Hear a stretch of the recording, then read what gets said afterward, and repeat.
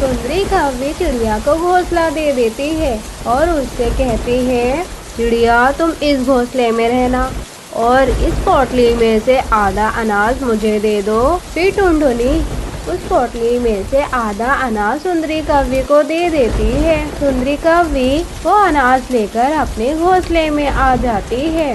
वैसे कालू जी आज तो मजा ही आ गया, जो ये चिड़िया हमारे घर आ गई, हमें तो बैठे बैठे अनाज भी मिल गया।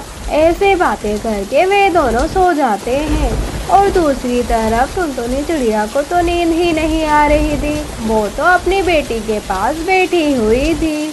सुंदरी कौवी तो बहुत चालाक है, जैसे तैसे ये रात गुजर जाए, सुबह होते ही मैं यहाँ से चली जाऊंगी।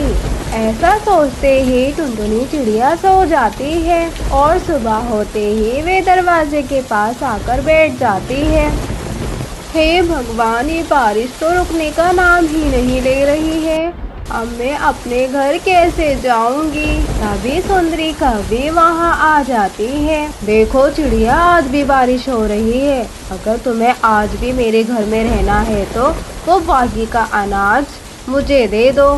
लेकिन सुंदरी बहन, मैं आपको आधा अनाज दे चुकी हूँ, बाकी का अनाज भी आपको दे दूंगी तो हम माँ बेटी क्या खाएंगे। देखो चिड़िया, अगर तुम्हें मेरे घर में रहना है तो तुम्हें बाकी का अनाज मुझे देना ही होगा, वरना तुम मेरे घर से चली जाओ। लेकिन सुंदरी बहन, इतनी तेज बारिश में मैं अपनी बेटी को लेकर कहाँ जाऊंगी। आपने तो हमारा सारा अनाज भी ले लिया, अब हम माँ बेटी क्या खाएंगे। और तो मेरे पीछे ही पड़ गई है, या तो मुझे अनाज दे दे या मेरे घर से निकल जाओ। टुनटुनी चिड़िया बाकी का बचा हुआ अनाज भी सुंदरी कौवी को दे देती है और बारिश रुकने की प्रार्थना भगवान से करने लगती है। हे भगवान, कैसे भी करके इस बारिश को बंद कर दो, हमें अपने घर जाना है। ऐसे ही सुबह हो जाती है। टुनटुनी चिड़िया अपनी बेटी को लेकर फिर से दरवाजे पर आकर बैठती है। सुनो चिड़िया, तो तुम्हारे पास मुझे देने के लिए कुछ भी नहीं है, अब तुम अपनी बेटी को लो और यहाँ से निकल जाओ। सुंदरी बहन, आपने तो हमारा सारा अनाज ले लिया, तो कृपया करके अब हमें बारिश रुकने तक अपने घर में रहने दो, वरना हम इतनी तेज बारिश में कहाँ जाएंगे। सुनो चिड़िया, मेरा घर कोई धर्मशाला नहीं है, अब तुम मेरे घर से निकल जाओ। ये कहकर सुंदरी कौवी टुनटुनी को घर से बाहर निकाल देती है। टुनटुनी चिड़िया अपनी बेटी के साथ बारिश में भीग रही थी। मेरी बच्ची, तुम परेशान ना हो, मैं कोई ना कोई रास्ता निकाल लूंगी।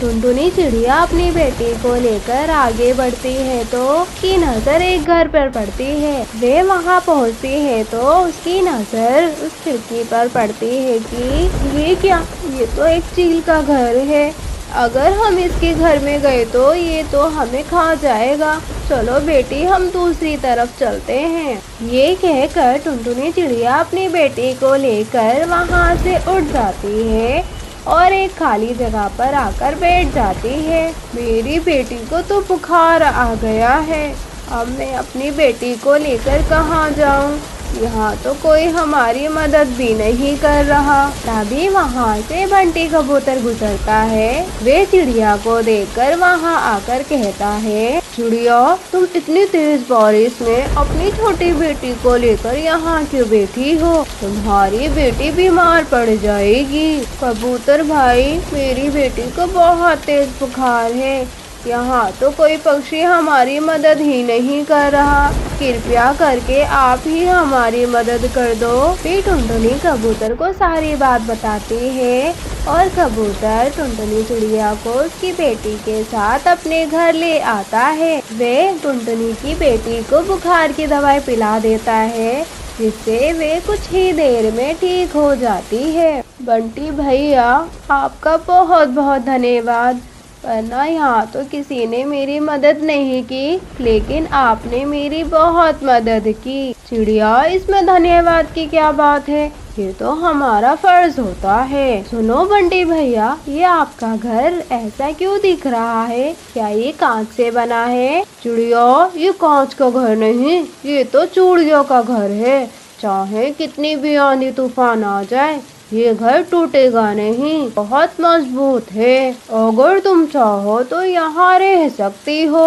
हाँ मम्मा, अब हम इसी चूड़ी के घर में रहते हैं। ठीक है बेटा, अगर तुम्हारा इतना मन है कि इस चूड़ियों के घर में रहने का, तो हम इसी चूड़ियों के बने हुए घर में ही रहते हैं।